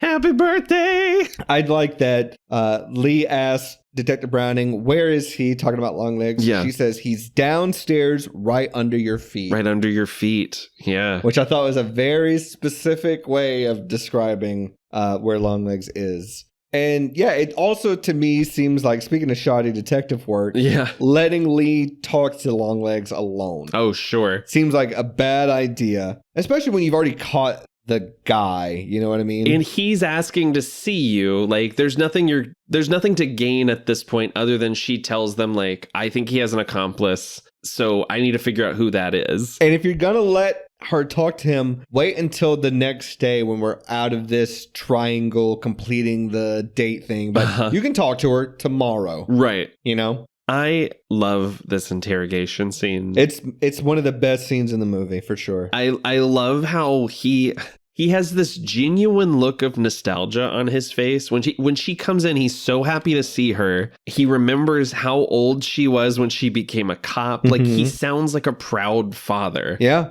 It's very like a father that was never around but was always on the outskirts observing in. Like, that's super creepy to me. But yeah, no, this performance, I don't get where people are getting the camp from, because I don't see it, and maybe I'm just putting my blinders on, but like, I find Nicolas Cage should be incredibly uncomfortable. Like, this may be one of his best performances to me. I think if there's camp here, it's camp in service of horror, right? Like, there is an element of like larger than life to him, but I also think people misuse the term camp pretty frequently. Try this on. If it wasn't Nicolas Cage doing this performance, it was just an unknown actor, would you still be saying it's a campy performance, or would you go, this is an incredibly creepy, eerie take on this character? We'd be saying a breakout performance from whomever. That's my point. That's why Absolutely. I don't see the thing that everyone else sees. I find him, Longlegs, as a character to be terrifying. Yeah. I find Nick Cage's performance to be committed. Yeah. And I don't think he's, like I said, I don't think he's giving it up at any moment. It's why I always give a bit of a side eye whenever people say they're a Nicolas Cage fan, because I think the Nicolas Cage quote unquote thing is so much more intentional than people give him credit for. And so much better, like just straight up better. Like, he is a better actor than people give him credit for. And they think that he is doing these things intentionally or even unintentionally to be funny or to be goofy, or that he's a quote unquote bad actor. But he's not. There's intentionality with everything he's doing. You may not like it, and it may not line up always one to one, but he has his reasons for doing it that way. And yeah, she doesn't get much information out of him, really, other than to talk to her mom again. And then, yeah, him saying "Hail Satan" and then slamming his head on the desk until he's dead. I leaped off my couch the first time I saw this movie, because I just seen Talk to Me do the same thing. Oh, sure. Yeah. Something about people killing themselves with no weapons, just being able to just throw their body into a surface until they are dead. Yeah. And then choosing to do it repeatedly, not just a one-time thing. It gets me, man. It's brutal. You're a terrible stunt man. No, I love it. And, you know, he says, you know, talk to your mom, and she looks like she's trying to reckon with something that only part of her is aware of. Like, there's so much going on behind her eyes. I actually had to look away when he did this. It's really hard to watch, and it doesn't give you any satisfaction either. When they show like his nose has peeled off, off his skull, oh god, yeah, it's intense. He's super dead. Thank you. See, I was thinking in relation to Ruth. God, I go to church every goddamn Sunday. You're gonna bring the demons out of me. Have fun being married to Satan. There you go. That's even better. It's even better. Season 8, the season of Hot Rod. Oh, Maybe we do. man. I've been toying with the idea of doing a commentary for that one because we haven't done a comedy yet. Or a mini series, Hot Bras. Oh no. BRAHS. I got the theme song. Ancestors protect me. May they protect you. That's what Lee was saying when she goes back to talk to her mom. Gods of War. May your hand be mighty.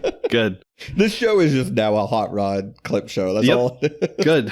We're coming for you, Seth Meyers and Lonely Island podcast. Where do you get off?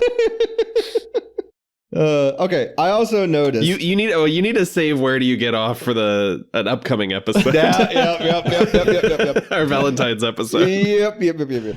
So I noticed something pretty interesting on this second watch. So she goes back to talk to her mom, and Agent Browning says she'll come with her. Yes. And Lee says, I'm going to go inside and talk to her. I'll be right back. Agent Browning stays there. It's a flip on the first scene with Lee, where she stayed in the car and the other agent went. Mm-hmm. And in both cases, the opposing officer gets shot in the head. Yeah. And I thought that was incredible because it's like no matter what she does, she's going to make the wrong. It's going to happen. Yes. And Ruth subscribes to the rule of a double tap because Browning is dead as hell at the end of this scene. I wrote that down. She shoots her on the left side of her face, walks around the car, shoots her on the right side of her face with a rifle. And that shit is intense. It's so nasty. Well, the first moment you see Ruth, you're not even really sure what you're looking at, right? Yeah. She's behind the car.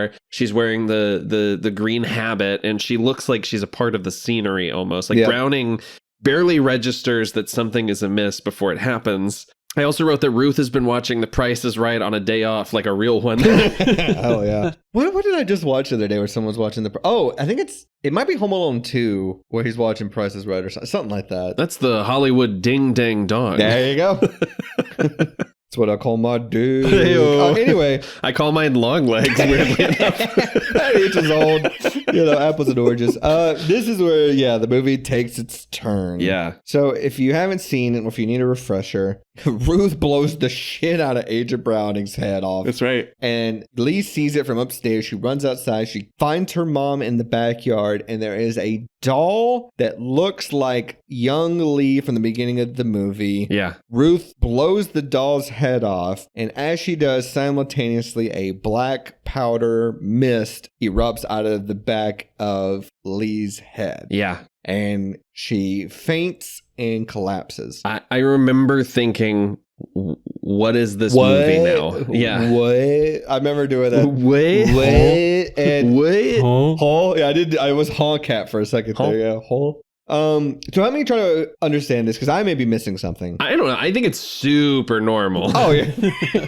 So this is where we get the fairy tale told from Ruth's perspective to young Lee. As Ashley put it, the movie then goes record scratch. Mm-hmm. You're probably wondering how I ended up working for Satan. Mm-hmm.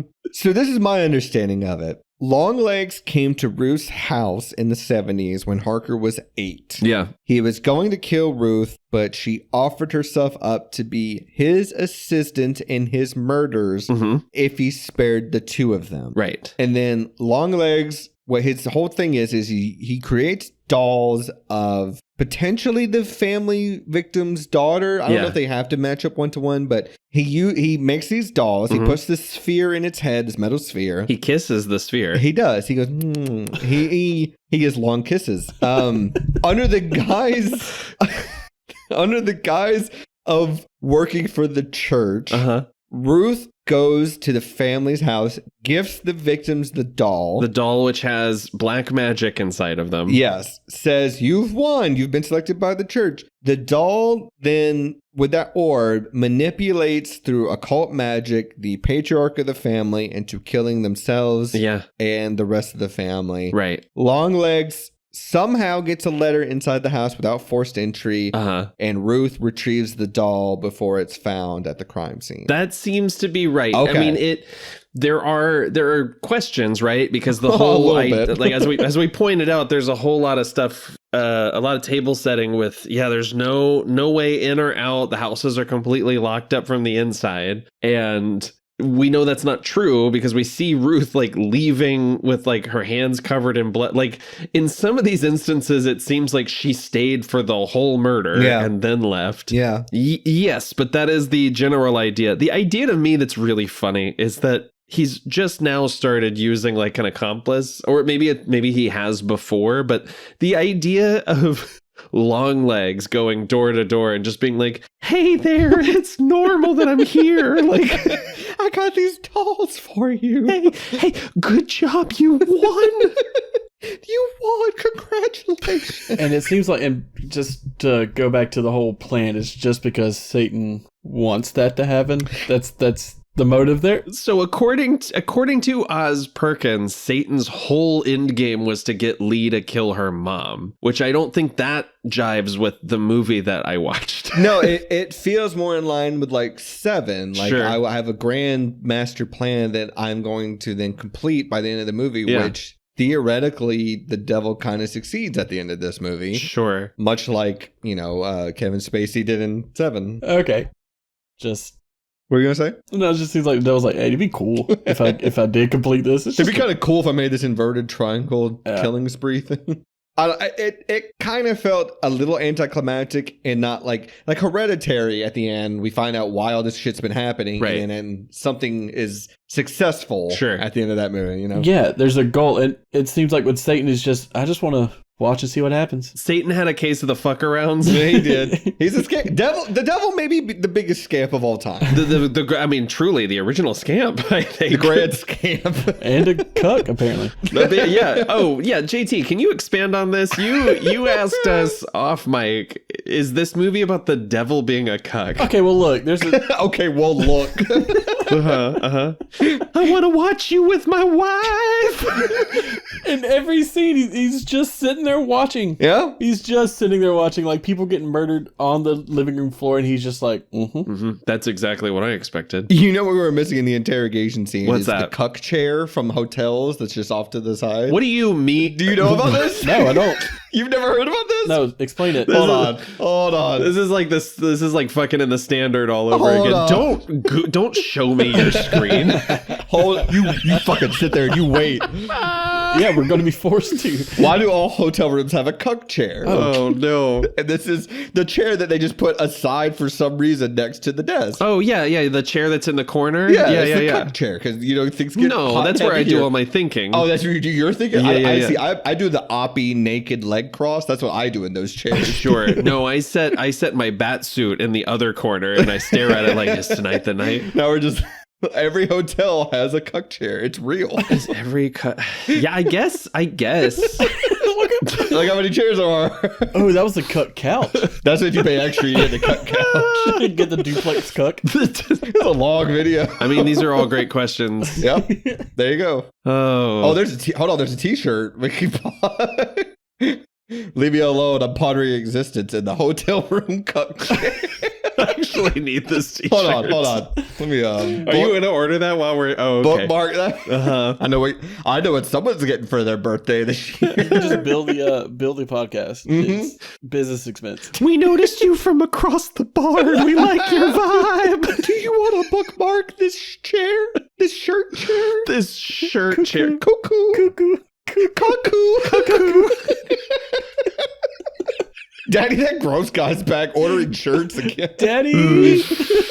Oh no! What? So okay, yeah. So back to Satan. You're gonna try to get us back on track. So yeah, the implication is that the dolls make people kill their families. I guess we're at the end of the movie, right? Yeah, I mean, we get to reveal that Longlegs was always in Lee's basement, right? And I thought that was great because that could have been a great reveal if there was any indication or explanation of like why Harker seemingly never went into her basement as a kid. There was just a block there. Not even that. I think it was just the mental block of like the doll. Right. That's what I mean. Oh yeah. Like I think that explains it. Well, it seems like she's not. She always knows where to look, but she wasn't able to look there. In her own house. When she notices that the door in the scene where she goes to visit her mom the first time, she starts seeing like visions of snakes, ready to strike. It's like this is a danger response. You know, you're not supposed to see this. Well, it also explains throughout the movie, Longlegs, and people talking about Longlegs are talking about, oh, he lives downstairs. And everyone, you would just assume they're talking about hell because it's a devil movie, but he's literally living. Literally the man downstairs. Yes.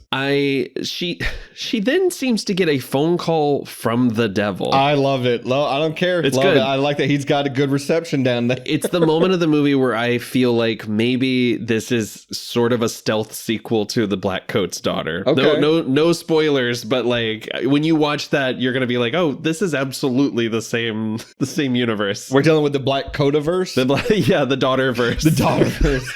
So yeah, she remembers that the devil voice tells her, you're late for Ruby's birthday. Hey, come to the birthday party. And so she rushes over to Agent Carter's house. Yeah. And I love how this ending scene played out. I love as she's driving. It's the first real emotional response we've seen from Lee in the movie. She just lets out this guttural scream of frustration. Very similar to how Longlegs did in the station wagon as well. But it implies that she is free in some way. Maybe her powers are broken now, but she knows what to do. Yes. And so apparently the devil just makes men become assholes to their wives once they've infected you. So fellas, if you're ever mean to your wife, just blame it on the devil. Like it's the devil. Devil made me do it. It's either that or this turtleneck is too damn tight. Man, he looks good in that sweater, doesn't he? It's a good sweater. She rushes over to Agent Carter's house. They welcome him in. Seems like everything's fine. And then when Lee gets inside, she realizes that her mom is there. She's brought a doll of Ruby. And that's when things take a turn because Carter is just an asshole to his wife. Ruby is nonverbal staring at this doll. And Carter is just like, time to cut the fucking cake. Seemingly they've been possessed by the devil. I'd like to think that they're not. And this is just what he's actually like when he's in his house, you know what I mean? But yeah, he says, oh, we got to cut the cakes for the birthday. And his wife says, oh, well, we'll be right back. And he says maybe the most chilling line of the movie, no, I'll be right back. You'll still be in the kitchen. Which is terrifying, but also darkly super funny. Kind of super funny. Dark and funny. Yeah. And I think the wife's performance in this scene is so good where she knows something is wrong, but she can't communicate it. So she's having these little, like her breath is catching. She starts crying and then she's smiling the whole time. Like she knows this is terrible. Well, it also feels like someone who's been trapped in their body, like Get Out, basically. Yes. Like I'm trying to communicate something to you. Absolutely. But I can't, so I put on this fake smile, you know what I mean? Which, by the way, last week's episode, when we were talking about the best movies from Blumhouse, Get Out is definitely... Probably number one. We neglected to mention a masterpiece. We sure did. And so, yeah, Nathan, this is your movie. Do you want to explain what happens here at the very end? I'll do my best. I'll do my best. Let's try to walk our way through this with our long legs. So Carter takes his wife to the kitchen and Lee does nothing while he stabs her to death in the next room. Yeah. It's an odd moment, but Ruth basically tells her, that's not the birthday cake. Ruth basically, that's not the cake I was talking about. Ruth tells her, I did what I had to do to protect my daughter. And you can almost feel like we're losing Ruth, right? Yeah. Like she's changing a bit. Carter comes back, stumbles into the room covered in blood, and Lee takes him out with a couple of gunshots. And Ruth stands up when Lee begs her mom, don't do this. And she says, I'm not your mother. Like it with a demon voice. Right. And it feels like of a piece with the guy calling 911 and saying, that's not my daughter. Like suggesting she's finally succumbed to this dark influence. Yeah. Lee kills her mom with a shot to the head, then turns the gun on the doll, and the gun is out of bullets. Or it misfires intentionally. Possibly. A kind of ambiguous ending. Yeah. But the camera holds on Lee with her face like, what's next? They're just rooted in one spot. She says, let's go, Ruby. And neither of them move. So we could take from that she is still being influenced in some way, and the cycle will continue. Maybe she's the next Longlegs. Maybe they both die in this house and that ends the loop. It's kind of ambiguous, and that is where we are left. We're left with Longlegs smiling at the camera, saying "Hail Satan," and then we play "Bang the Gong" by T-Rex to take us out. So, my problem with this ending is I feel like it's a little too ambiguous. I agree. Because I genuinely don't understand what's happening. Yeah. My interpretation is she tries to shoot the doll, but something prevents her. Like, I think there's still plenty of bullets in that gun because she only fired like 3 shots. But the thing is, I don't know what the implication is. Like, if she did shoot the doll, what would happen? Because she doesn't shoot the doll, what happens? In the interrogation, Longlegs tells her, you can destroy the doll and I'll be gone, or you bow down to me, basically. Yeah. Those are the 2 choices, and she couldn't, the 2 little choices. She couldn't destroy the doll. And so the implication is that power is still there. However, read a really frustrating interview that I mentioned earlier from Collider, where the interviewer basically was like, so what's next? What does it mean that the doll is still there? And Oz Perkins apparently says it's not really my problem. And it's like, it is, because I don't know what the fuck happened in your movie. And it seems like he doesn't really, he's not interested in the answers, which that's fine, but then just be forthcoming about that. Very, very frustrating ending, similar to another movie I just watched that had this ambiguous kind of ending too, and I'm like, well, what the fuck does this mean? And they're like, I don't know, because he said that this was the devil's long game, was that he wanted to manipulate Lee into killing her mother. Longlegs game. I got you. I saw you smile. But in my head, I'm like, so all of this was for Lee? Then what was the other 30 years worth of murders? That doesn't track to me. I don't see this movie endings we've brought up a couple of times, similar to Hereditary, where Alex Wolff's character was the long game after Charlie got her head cut off, right? The Longlegs game. The Longlegs game. Thank you. It's the new My Wife, I guess. It's the Longlegs. His legs. God damn it. I don't see the ending of the movie being anything nefarious for Lee. I don't see her becoming the next Longlegs. Right. And maybe I'm just being naive, but I take the ending to mean that because we saw the black mist exit her head, that she is no longer being influenced by anything. I think maybe there is a supernatural force preventing her from killing the doll at the end. But my problem is I don't know what that means. Yeah. I don't know what it means that Ruby's doll. Maybe Ruby is propped up to be the next Longlegs, but I don't think Lee is. Well, I think that's the ultimate problem. Is I don't mind ambiguity. I mind when it feels like the ending is trying to tell me something, but the movie has not given me enough threads to surmise what that might be. Yeah. But we also have no idea how it started. It's not like there was a doll of Longlegs. That's true. And what if there was? What if on the 7th day he created the Longlegs doll? It's not. Yeah, you can sit there and say whoever has a doll still intact could potentially carry it on, which, because of the creepy doll guy, that iron ball is still intact, so the girl at the hospital is still affected. Yeah. And then you got Ruby. Right. Well, no, she throws herself out of a window, we learned. That's right. She takes a jumpy out that window and she's happy as peaches. Because he said cut it open anyway, right? Yeah. So I wonder if he cut it open and then that made her want to jump out. I also want to throw out, since we're watching the credits roll, I love the inverted credits. I was going to say I like that they flowed down instead of up. And then they're in red. That's a nice touch. Yeah, I don't know. If you've got insight on what the fuck this ending's supposed to mean, please leave a comment, email us. I don't know. If you're the devil, reach out to us on TikTok. Sub to our Patreon. Yeah. The devil loves show, guys. buy me one of those cuck shirts. He buys us that cuck chair shirt. I'm a big fan.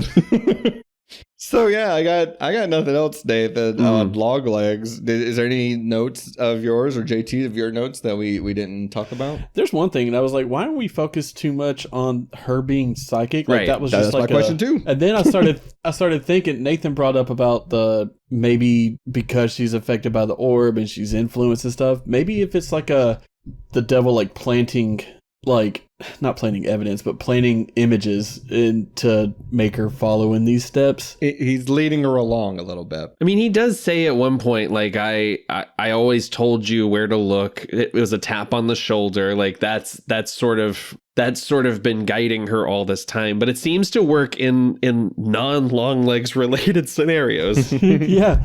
But then it's like, once her dog gets shot, he's like, shit, I can't talk to her. I'll just call her. Yeah. Right. Go to the birthday party. The devil is like, man, I needed that doll. Hello? Walter, someone shot the doll. Here's what you're going to do. You're going to get in your car. You're going to drive to Agent Carter's house. And you're not going to say anything. You're not going to look at her daughter. You won't speak to the daughter. Under any circumstances, you do not go into the basement. You will bring me a pimento cheese sandwich. This bit's gone on. Rub it all over my magic orb. Oh, God. All right, this bit's gone on Longlegs enough. Yeah, let's get into Prop Cop. That's better. Oh, you're not wrong, Legs. Oh, so stupid. Let's talk about Prop Cop. So if you're new to the show, I'm sorry.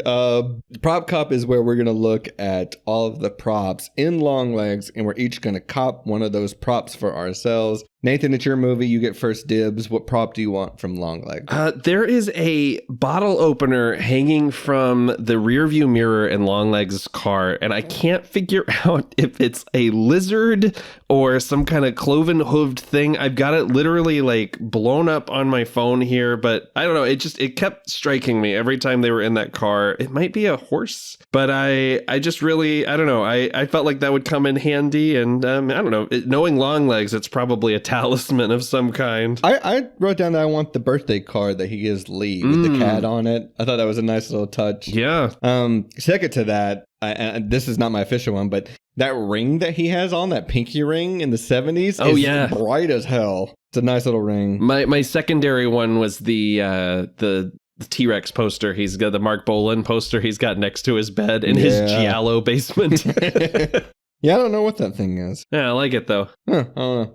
JT, you got a prop? Probably that Kandarian dagger that the mom pulls out at the end. Hell yeah. I thought that was wild. Out of nowhere. Nice pull, yeah. All right. Well, let's talk about what if we wanted to be in the world of Longlegs. Who would we play with our bit part? Mm-hmm. Grizzly Adams did have a beard. He sure did. Nice little tie-in since Happy Gilmore 2 is apparently a thing now. Starring Travis Kelce. Of course. Who else would it be? All right, well, there's a couple of little side characters in Longlegs. It would be fun for us to play one of those characters. Nathan, who are you going to play? Man, is it too much to want to be the head of the hospital? No. Because I don't think he's named on camera. No, go for it. It was either that or I want to be one of those flight attendants in the cop bar at the beginning of the movie because they seem to be having a real good time. Sure. I wanted to be, we talked about him, the cop that points at Longlegs and tells him to get on the fucking ground. It's such a weird shot. I don't know why. It is so calm. It's really funny. Sir, I'm going to need you to get down on the ground. On the fucking ground. On the fucking ground. That's right. He does drop an F-bomb there. JT should be Longlegs. Can we just say it? Sure. Like, just straight up. What the fuck? Only in the scenes where the eyes are cut off. Mm-hmm. You know, every other time is Nick Cage. Okay, cool. Moving on. Silver linings, I guess. Shit. No. What bit part did you write down? I didn't write down a bit part. I guess maybe the girl at the store. Or her dad. Okay. The dad who never said anything. Yeah. The dad in the background that's never seen. Be the dad you come in and you're like, what's going on here? Yeah. I told you not to talk to my daughter.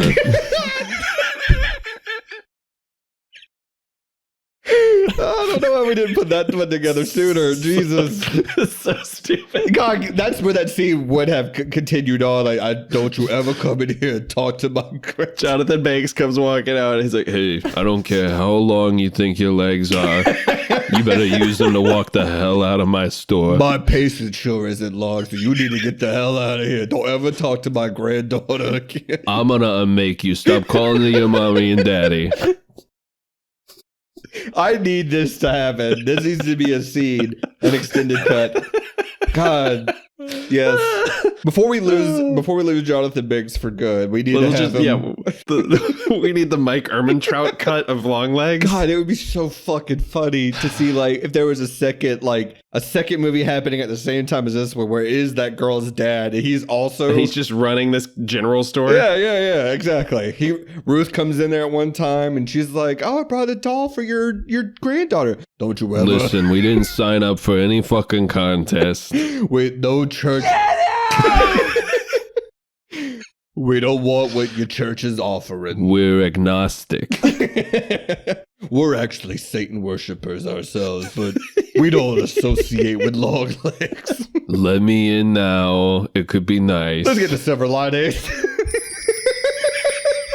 Actually, just reshoot the movie with him as Longlegs. Yeah, just cut out, just crop even the mouth out as well as of the eyes. Just also have Jonathan Biggs voice him. All right, fellas, what's the silver lining? What's the good thing to say for these characters at the end of the movie? I mean, Longlegs is not going to be making any more dolls. He's fucking dead. He sure is. But he did say he'll be everywhere now if he dies. That's just something evil people say. Yeah. Oh, you really? That was for attention. Yeah. Okay. I didn't know you were well versed like that. Okay. Yeah. Don't worry about it. Gotcha. Okay. JT, what about you? You got anything? Well, we hope that Satan's influence has left Harker. Yeah. If the Black Dust suggests anything. Ooh, Black Dust. That's a cool band name. It is. Black Dust, Longlegs, right?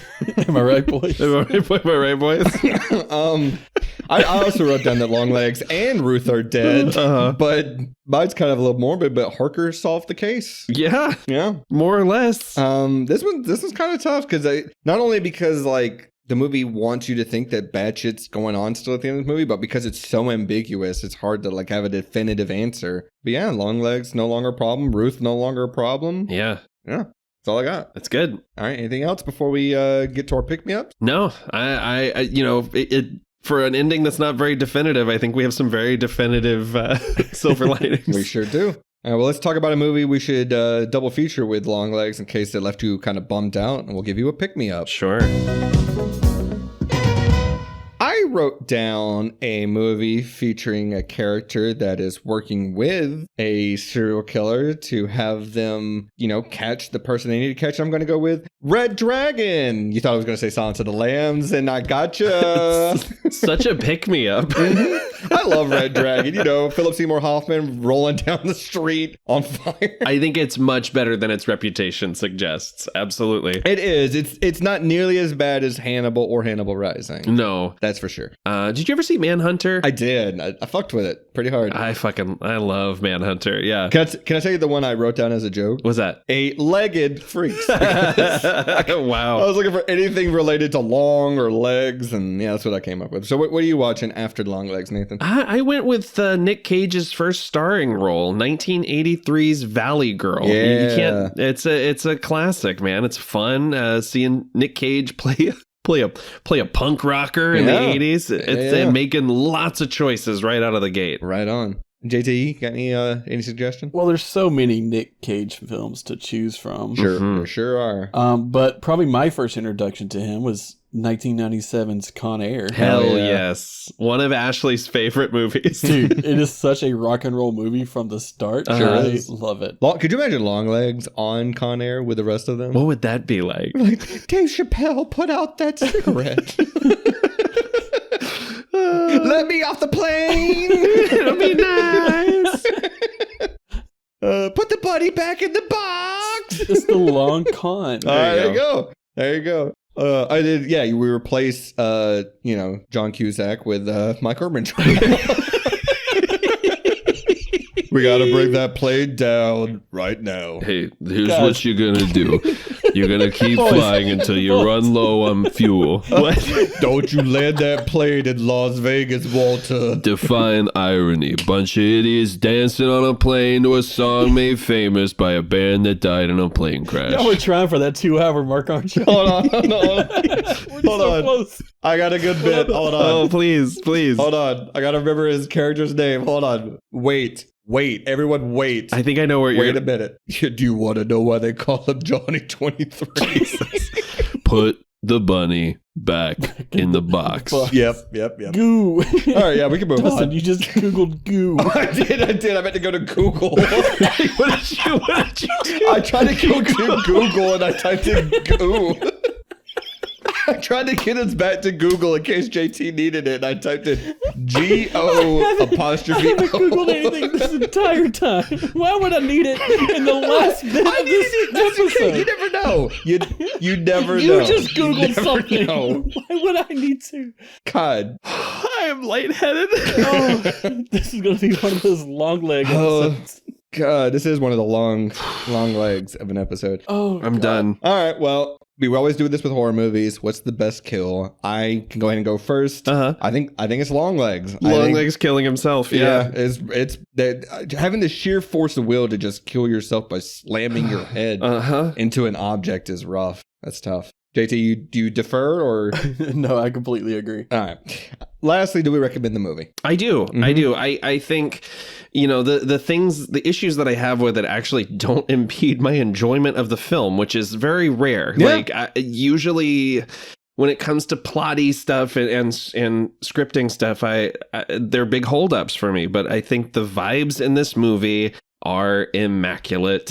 I think every performance is dialed in exactly correctly. And I dig spending time in this world as oppressive and upsetting as it is. I think I just loved rewatching this movie. Same. Yeah. I think it's not perfect, but it's such a good blend of like Silence of the Lambs and Seven and Hereditary and True Detective. Yeah. And if nothing else, Cage's performance is out of this world. It looks amazing. It sounds amazing. It's eerie as shit. Yeah. It's definitely in the running for like one of the best horror movies of 2024, I think. Absolutely. JT, you got any recommendations? I think I enjoyed it more the second time because I knew what it was all about. Sure. Like I went into it the first time thinking like a really gritty true crime, like Seven type situation, and then let down when it was like a supernatural thing. But rewatching it, I enjoyed it knowing what it was going into it. And so, yes, I would absolutely recommend it. All right. Well, if you haven't already, we ask that you please rate, subscribe, and leave some feedback wherever you're listening to us right now. You can follow us on social media at Twitter, Instagram, TikTok, and Bluesky. You can also check out our subreddit, reddit.com/r/Silver Linings Playlist. You can check out our website, tslppodcast.com. If you want more of our show, as well as some perks that go along with being a dedicated listener, check out our Patreon for only $1 a month plus a 7-day free trial. Patreon.com/Silver Linings Playlist. And if you have a suggestion for a bit part, you can email us or use the Contact Us form on our website. And if you want to give us some feedback or just talk to us, you can email us at thesilverliningsplaylist@gmail.com. Now, next week, if you can believe it, someone's returning. Oh. He's coming back. Mally has not been with us, as you can tell, for the past couple of episodes. First, he was put on an island and told to kill all his classmates.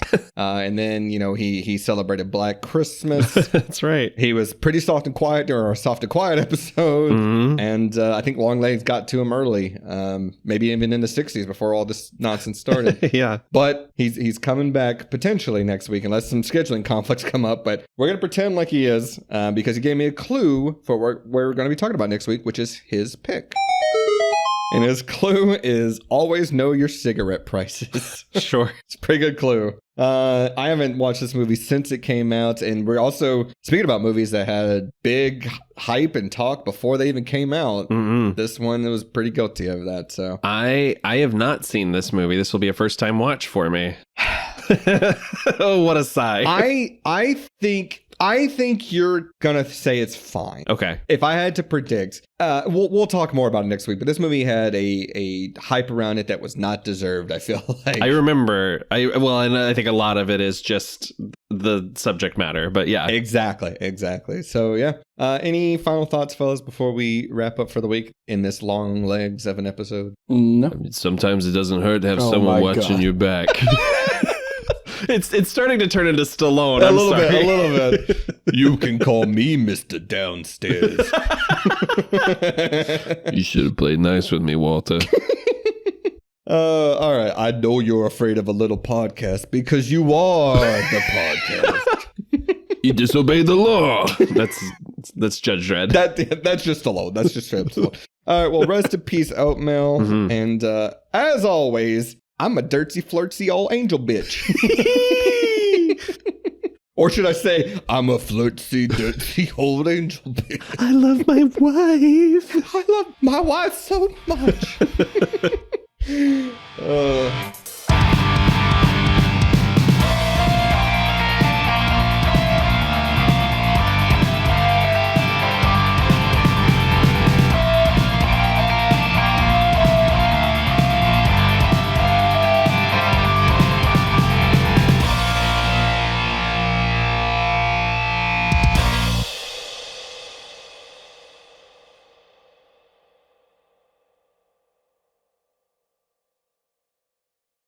Okay, if you made it this far, you're listening to the tag on the end of the episode, and I said in the episode I was going to figure out who our Longlegs impression reminded me of, and I couldn't figure it out during the episode, but I finally did after we wrapped up recording, and I think I'm right. I think it's this. Sean the non-believer. Sean. Yeah. And that wraps up another fantastic episode of the Silver Linings playlist. If you would be so kind, we ask that you leave us some feedback on how we did, plus a like and subscribe. We'll be back next week with another great episode. See ya!